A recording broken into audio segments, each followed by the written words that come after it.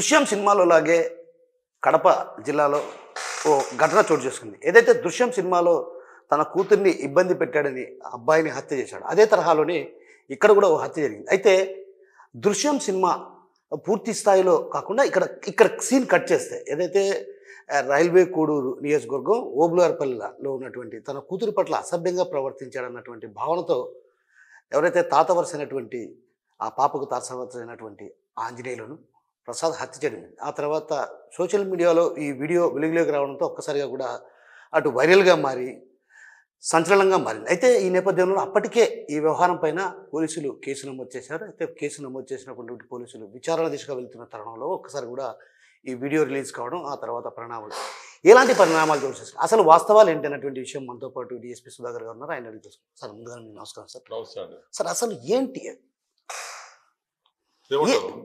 అసలు video release అయిన తర్వాత మీకు ఈ ఇన్సిడెంట్? లేదండి, ఆ వీడియో అంతా కూడా అవాస్తవము. అది కేవలము ప్రజల యొక్క మరియు వాళ్ళ బంధువుల నుంచి సానుభూతి పొందేదాని కోసము పెట్టిన వీడియో. అతను యూట్యూబరు ఆంజనేయులు ప్రసాద్ అంటారు అతన్ని. యాక్చువల్గా 7/12/2024 తేదీన ఉదయం 9:30 ఆ ప్రాంతంలో వెంకటరమణ అనే అతను ఓబులార్పల్లి, యాక్చువల్గా ఆ యూట్యూబ్లో పెట్టిన ప్రసాద్ యొక్క అంతా కూడా అవాస్తవము. యాక్చువల్గా మాకు 7/12/2024 తేదీన ఉదయం 9:30 ప్రాంతంలో వెంకటరమణ అనే అతను ఓబులార్పల్లి మంగంపేట మండలము మంగంపేట గ్రామస్తుడు వచ్చి తన తండ్రి ఆంజనేయులు అని చెప్పి ఫిజికల్ హ్యాండిక్యాప్డ్ 59 సంవత్సరాల వయసు ఉంటుంది. అతను ఇంటి బయట పడుకొని ఉంటే వరండాలో ఎవరో ఆగంతకులు రాడ్లతో కొట్టి తలపైన కొట్టి చంపినారని చెప్పి కంప్లైంట్ ఇచ్చాడు. అయితే దీనిపైన ఓబులార్పల్లి పోలీస్ స్టేషన్లో హత్యా కేసుగా కేసు నమోదు చేసి దర్యాప్తు ప్రారంభించి అన్ని కోణాలతో విచారించినప్పుడు మనకు తెలిసిందేమంటే గత నెల 21వ తేదీ ఈ చనిపోయిన వాళ్ళ కోడలు ఉంది లక్ష్మీదేవి అని. ఆ లక్ష్మీదేవి వాళ్ళ అక్క చంద్రకళ అని ఆమె భర్త ఇద్దరు కూడా కోవిట్లో ఉంటారు. ఇప్పుడు వీడియో పెట్టిన అతను ఆంజనేయ ప్రసాద్, వాళ్ళిద్దరు కోవిట్లో ఉంటారు. వాళ్ళ కుమార్తె 11 సంవత్సరాల కుమార్తె, వీళ్ళంతా కోవిట్లో ఉన్నారు కాబట్టి ఇక్కడే ఈ చంద్రకళ ఈ లక్ష్మీదేవి అక్క చెల్లెళ్ళు వీళ్ళ అమ్మ దగ్గర పెంచబడుతుంటుంది. ఇటీవల కాలంలో వాళ్ళ అమ్మ కూడా కోవిట్కి వెళ్ళిపోతుంది కాబట్టి తన కుమార్తె రెండో కుమార్తె అయిన లక్ష్మీదేవి దగ్గర పెట్టారు మంగంపేటలో.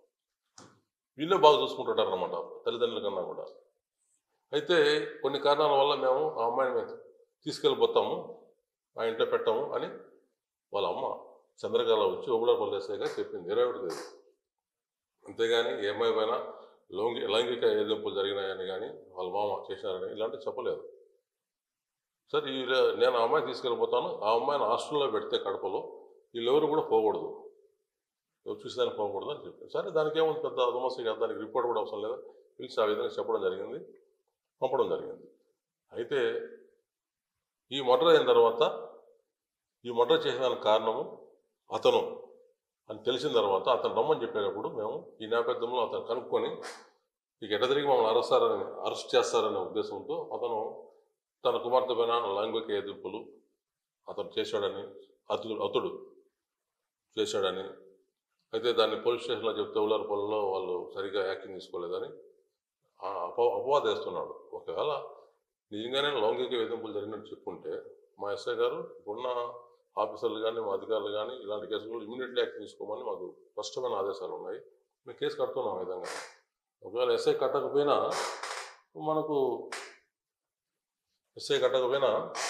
సిఏ ఉన్నాడు కోడూరులో, దానిపైన ఏదైనా వచ్చి ఇమీడియట్గా వాళ్ళ నాన్న వచ్చి ఇక్కడ మర్డర్ చేయాల్సిన అవసరం లేదు.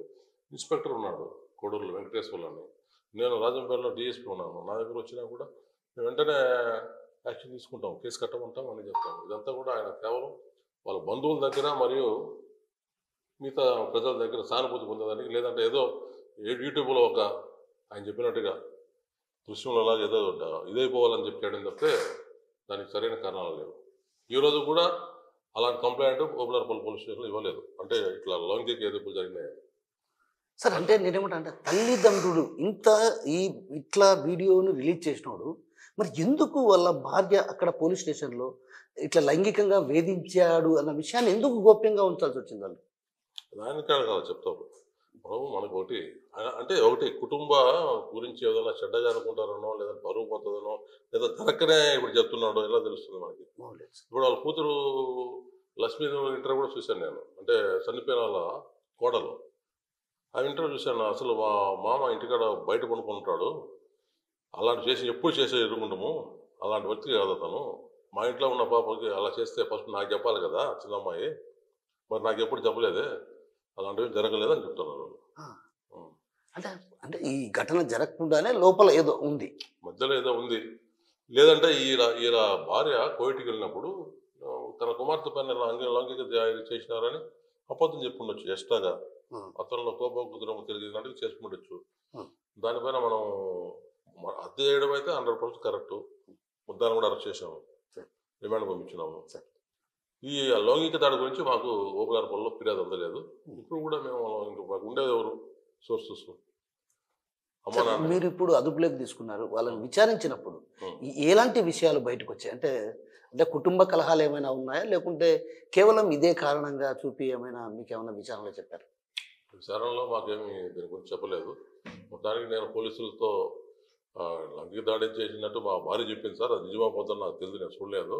నేను పోలీసు వారికి చెప్పుంటే బాగుండేది, ఎస్ఐ గారికి ఫోన్ చేసినా లేదంటే సిఐ గారికి ఫోన్ చేసినా మాకు న్యాయం జరిగేది, నేను పొరపాటు చేశానని చెప్పాను. సార్ సార్ నేనేమంటానంటే చిన్న పాప మీద ఇంతగా వేయాల్సినటువంటి అవసరం ఏంటి అసలు? ఇప్పుడు అతనికి యూట్యూబ్లో ఏదో సంచలనం సృష్టించాలని, లేదంటే ఆయన మామూలుగా యూట్యూబ్లో రకరకాల స్టోరీలు, రకరకాల సంబంధించిన విషయాల గురించి యూట్యూబ్లో చేస్తుండే అలవాటు ఉంది, మీరు కూడా చూడొచ్చు. దానిలో భాగంగా ఇతను ఒక హీరోలాగా అయిపోవచ్చు అనే ఉద్దేశంతో అతను ఎలాంటి పరిస్థితుల్లో చేశాడనేది మర్డర్ అయితే 100% చేశాడు. అంత విరోధం ఇప్పుడు ఒకవేళ మీరు అనుకున్నట్లుగానే లైంగిక దాడి చేసిన అనుకుందాం అనుకోండి, ఎస్ఐ కేసు కట్టలేదు అనుకుంటాము, ఒక సెకండ్ అనుకుందాం అనుకో, ఇన్స్పెక్టర్ ఉన్నాడు కోడూరులో, ఆయన మర్డర్ చేయాల్సిన పని లేదు. కోడూరు ఇన్స్పెక్టర్ ఉన్నాడు, నేను ఉన్నాను, నా పైన ఎస్పీ గారు ఉన్నారు. మాకు ఒక మాట చెప్తే మేము వెంటనే యాక్షన్ తీసుకుంటాం కదా. అట్లా ఉంటే కూడా దానికి యాక్షన్ తీసుకుంటాం, జైలుకి పంపిస్తాం, అన్ని రకాలు చేసే సామర్థ్యంలో పోలీసులు మేము ఉన్నాం కదా. అయితే అలా చేయడానికి అది కారణం కాదు. అంటే ఒక రకంగా మీ డిపార్ట్మెంట్ పైన అపవాదు వేయడానికి ఏ ప్రయత్నం చేసి ఉండొచ్చు అని భావించవచ్చు. అంటే నేనేమంటానంటే పోలీసులు కేసు తీసుకోలేదని కాదు, అతనికి ఒక యూట్యూబ్లో రకరకాల వ్యూవర్స్ ఉన్నారు, వాళ్ళ దగ్గర ఒక సానుభూతి తీసుకోవాలి. మర్డర్ చేసిన వాస్తవము, మర్డర్ చేసిన తర్వాత ఎలా తప్పించుకోవాలా అనే దానిపైన అతను చెప్పేది తప్పితే అదంతా వాస్తవం. సార్ వాస్తవానికి ఆ పాప ఎన్ని రోజుల నుంచి తన చెల్లెలి ఇంట్లో ఉంది? మీ విచారణలో ఎన్ని రోజుల నుంచి ఉంది? ఆ తర్వాత దర్యాప్తు అధికారి ఇన్స్పెక్టర్ అవన్నీ కూడా ఆయన ప్రత్యేకంగా చెప్పగలుగుతాడు సార్. ఎన్ని రోజులు ఉన్నారు అనేది కూడా వాళ్ళు చెప్తారు. సార్ ఎక్కువ కాలం లేదు, సెలవులు వచ్చినప్పుడు, స్కూల్ నుంచి వచ్చినప్పుడు ఆయన వచ్చి ఉంటారు. వాళ్ళ ఇంట్లో వాళ్ళు విచారిస్తే ఇప్పుడు ఈ పాయింట్ పైన నేను వీడియోలు చూశాను. వాళ్ళ ఇంట్లో ఉండే చెల్లెలు కానీ వాళ్ళెవరు కూడా చుట్టుపక్కల వాళ్ళు కూడా ఎవరు అలాంటి వాడు కాదు.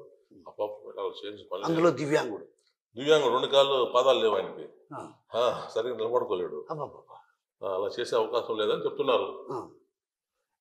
సార్ అంటే ఇరుగు పొరుగు కూడా ఇప్పుడు సాధారణంగా 10 రోజుల నుంచి దర్యాప్తు అధికారి చెప్పగలుగుతారు. ఇరుగు పొరుగు అన్నీ కూడా ఎవరు చెప్పడం లేదు, నాకు తెలిసి ఎవరు చెప్పలేదు. నేను చాలా మంది పత్రికా సోదరులు కూడా వెళ్ళి చుట్టుపక్కల విచారించారు, అక్కడ ఎవరు చెప్పలేదు.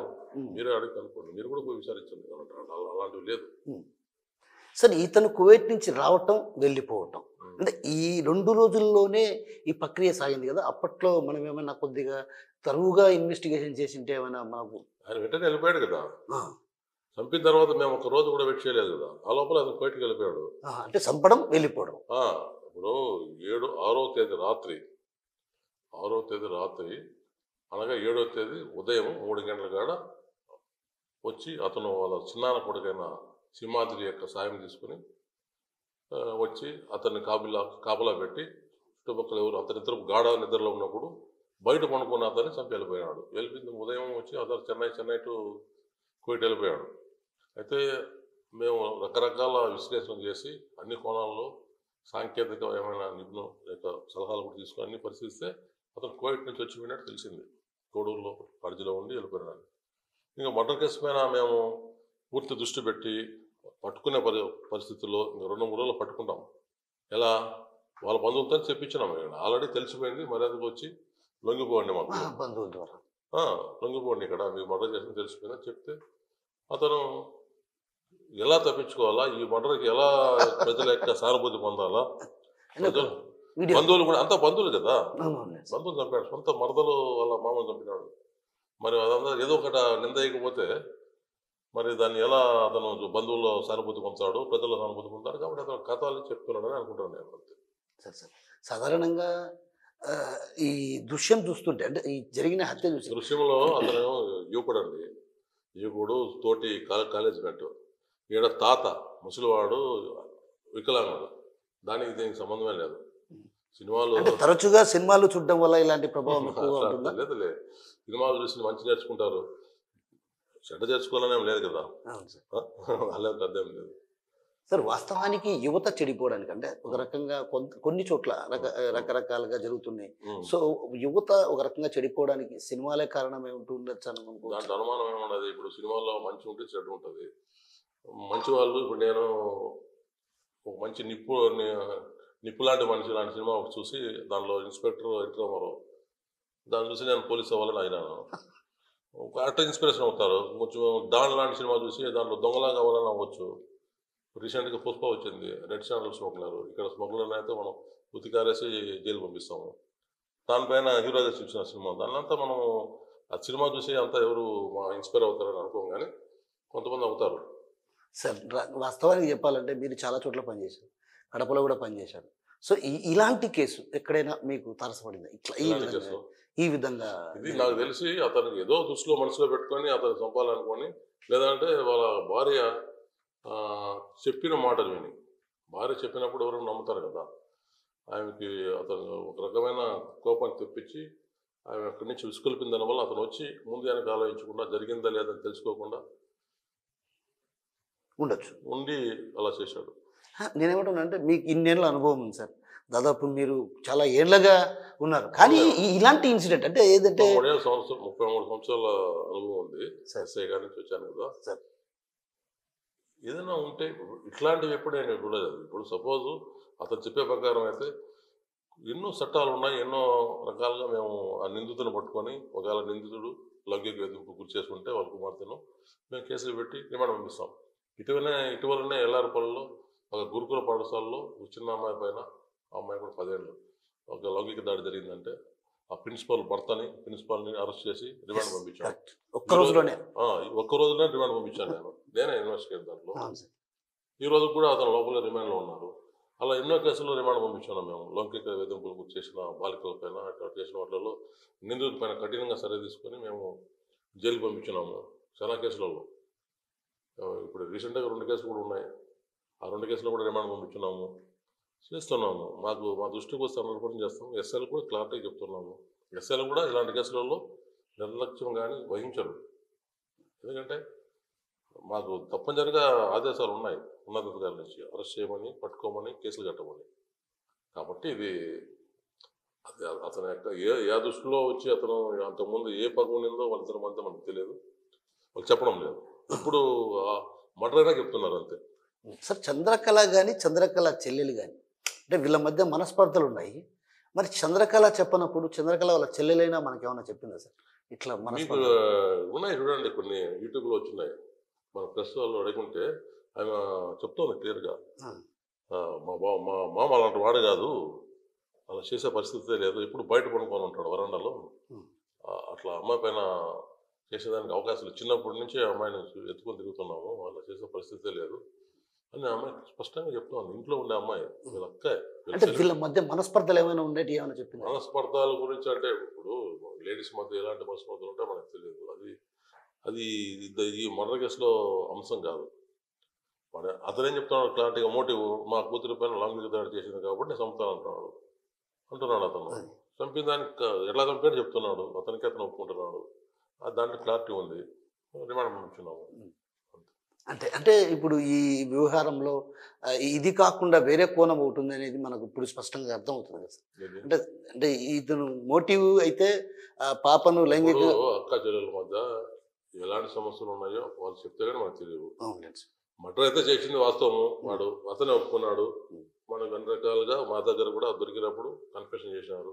కన్ఫెషన్ చేసినప్పుడు అతను నేను చేసినప్పుడు సార్ నేను మళ్ళీ ఎస్ఐ గారికి ఒక మాట చెప్పుంటే బాగుండేది, మేము అవమానానికి ఎత్తి చెప్పలేకపోయినాము, చెప్పుంటే మాకు సరిపోయేది, నేనే వచ్చి చెప్పాల్సిన అవసరం లేదా అని అతను ప్రత్యక్ష పడినాడు, అంటే ఫీల్ అయినాడు. సార్ చివరిగా ఒక మాట అడుగుతాను సార్. అంటే ఇప్పుడు ఈ కేసును పక్కన పెడితే సాధారణంగా కొన్ని ప్రాంతాల్లో స్కూళ్ళల్లో కావచ్చు, అటు హాస్టల్స్లో కావచ్చు, కొంతమంది అమ్మాయిలకు రక్షణ లేని పరిస్థితి, ఇలాంటి పరిస్థితి. మరోవైపు యువత సక్రమమైన మార్గాల్లో నడవాల్సినటువంటి యువత చెడు మార్గంలో నడుస్తుంది. మనం చూస్తున్నాం, తాగడం ఎక్కడ పడితే అక్కడ విచ్చలవిడితనం అనేది ఎక్కువైపోయింది. సో ఇలాంటి పరిస్థితి నేపథ్యంలో మీరు ఏమైనా స్పెషల్ డ్రైవ్ లాంటి, అంటే ఒక రకంగా యువతలో అంటే మార్పు తీసుకొచ్చే మా ఎస్పీ గారు విద్యాసాగర్ గారు మాకు కాలేజీలలో కూడా వెళ్ళి కూడా ఈ ఇప్పుడు డ్రగ్స్, గంజాయి ఇలాంటి వాడకం ఎక్కువ ఉన్నాయి, వాటిని అరికట్టాలి, మన స్టూడెంట్స్లో అవేర్నెస్ తీసుకురావాలి, ప్రజల పట్ల నేరాలు చేస్తే వాళ్ళ కుటుంబం ఎంత ఇబ్బంది పడుతుందో వాళ్ళకి తెలియజేయాలి, ఇవన్నీ కూడా చెప్తున్నారు. మేము కూడా అవేర్నెస్ ప్రోగ్రామ్ కాలేజీకి వెళ్ళి మా ఎస్ఐలు అంతా చేస్తున్నారు. ఇటీవల కాలం నేను వచ్చిన తర్వాత కూడా దాదాపు మన నియోజకవర్గంలో, ఈ 2 నియోజకవర్గంలో 100 కేజీల గంజాయి పట్టుకోవడం జరిగింది, దాదాపు 20 మందిని అరెస్ట్ చేయడం జరిగింది. ఒకసారి అయితే అక్కడ అరకు నుంచి వచ్చేటప్పుడు రెడ్ హ్యాండ్గా మనం ఈ సిట్వెల్ లిమిట్స్లో ఒక 50 కేజీల గంజాయిని పట్టుకోవడం జరిగింది. అతిపెద్ద మొత్తంలో జరగడం అదే. వాళ్ళంతా కూడా ఇట్లా తిరుపతి కేంద్రంగా చేసుకొని కర్ణాటక, తమిళనాడులో కూడా అమ్మడం జరుగుతుంది. వాళ్ళు వీళ్ళంతా కూడా పట్టుకోవడం కూడా చేస్తున్నాము. దీంట్లో ఈ రెండు కేసులు, పెద్ద కేసులలో గంజాయి పట్టుకోవడంలో కూడా కీలక పాత్ర ఓబులార్పల్లి ఎస్ఐ చేశాడు నా ఇన్ఫర్మేషన్తో. సో ఎస్ఐ యాక్చువల్గా బాగా యాక్టివ్గా చేస్తాడు, మంచి పని చేస్తాడు, ప్రజలకు అన్ని రకాలుగా అందుబాటులో ఉండి అందరికీ న్యాయం చేస్తాడు. ఈ విషయంలో అతను అందువల్లనే మేము చెప్తున్నాం కదా, ఇదంతా కూడా అతను ఎలా ఈ కేసులో నుంచి బయటపడాలా, బంధువర్గంలో చంపాడు కాబట్టి బంధువులు మరియు ప్రజల్లో సానుభూతి కోసం అలా నిందలు వస్తున్నాయి. కానీ పోలీసులు ఎట్టి పరిస్థితుల్లో కూడా బాలికలపైన ఇలాంటి దాడులు చేసినప్పుడు ఊరుకోము, డెఫినెట్గా యాక్షన్ తీసుకుంటాము. ఈ నేపథ్యంలో క్లియర్గా అర్థమయ్యేది ఏమంటే అతను కావాలని అట్లా చట్టాన్ని తప్పించుకునే దానికోసం, సానుభూతి కోసం అలా చెప్తున్నాడు. సార్ నేర చరిత్ర కలిగిన వారికి కానీ ఇతరత్ర వ్యక్తులకు కానీ మీరు ఎలాంటి హెచ్చరికలు ఇవ్వబోతున్నారు? మా ఎస్పీ గారు కానీ మా డీజీపీ గారు కానీ నేరస్తుల పట్ల చాలా కఠినంగా వ్యవహరించమని మాకు కీలకమైన స్పష్టమైన ఆదేశాలు ఉన్నాయి. ముఖ్యంగా గంజాయి సేల్ చేసేవాళ్ళు కానీ, ఎగుమతి చేసేవాళ్ళు కానీ, అమ్మేవాళ్ళ పైన కానీ, అదేవిధంగా ఎలాంటి ఇలా మహిళల పట్ల, బాలికల పట్ల లైంగిక దాడులు చేసే వాళ్ళపైన కఠినంగా శిక్షించమని, వాళ్ళందరినీ కూడా అరెస్ట్ చేసి కోర్టులో ప్రొడ్యూస్ చేయాలని, అదేవిధంగా న్యాయపరంగా కూడా తొందరగా ఆ యొక్క ప్రక్రియ కంప్లీట్ చేసి వాళ్ళందరూ కూడా శిక్ష పడేలాగా చేయమని మాకు ప్రభుత్వం నుంచి కూడా ఆదేశాలు ఉన్నాయి. అవన్నీ మేము తూసా తప్పకుండా పాటిస్తున్నాం. Thank you sir. సో మొత్తం మీద ఈ ఎపిసోడ్కు సంబంధించి ఏదైతే బాలిక పట్ల, తన కూతురి పట్ల అసభ్యంగా ప్రవర్తించాడన్న నేపథ్యంలోనే నేను హత్య చేశానని ఏదైతే ప్రసాద్ చెప్తున్నప్పటికీ కూడా అలాంటి పరిస్థితి ఎక్కడా లేదు. ఏదైతే వారి మధ్య కొంత వివాదం చెలరేగింది, ఆ వివాదం కారణంగానే ఆంజనేయ ప్రసాద్ హత్య చేయడం జరిగింది. మాకు విచారణలో కూడా ఇదే విషయం స్పష్టమైంది. ఏదైతే గత 15 రోజులుగా కావచ్చు, నెల రోజులు కావచ్చు, ఆ పాప వాళ్ళ ఇంటి పట్టునే ఉంది. ఇన్ని రోజుల పాటు ఆ పాపను అత్యంత అప్యాయంగా ప్రేమానురాగాలు పంచినటువంటి ఆ వ్యక్తి ఇట్లా ఒకరోజు అసభ్యంగా ప్రవర్తించాడంటే నమ్మశక్యంగా లేదు. ఇలాంటి పరిస్థితిని తాము విచారణలో కూడా, అంటే పూర్తి స్థాయిలో విచారిస్తే అక్కడ ఉన్నటువంటి విషయాలు కూడా పొంతన లేనటువంటి పరిస్థితి. అయితే తను ఏదో తన బంధువుల్లో కావచ్చు, అదేవిధంగా ఇతరత్ర స్థానికుల్లో కూడా పేరు, అంటే ఒక రకంగా చెడు పేరు వస్తుంది, ఆ చెడ్డ పేరును పోగొట్టుకోవడం కోసం ఇలాంటి ప్రయత్నం చేశాడు. అందులో భాగంగానే ఈ వీడియో రిలీజ్ చేశాడు. అయితే ఈ వ్యవహారంలో మాత్రం పోలీసులు కఠినంగా ఉన్నారు. ఎప్పటికి కూడా పోలీసులు కఠినంగానే ఉంటారు.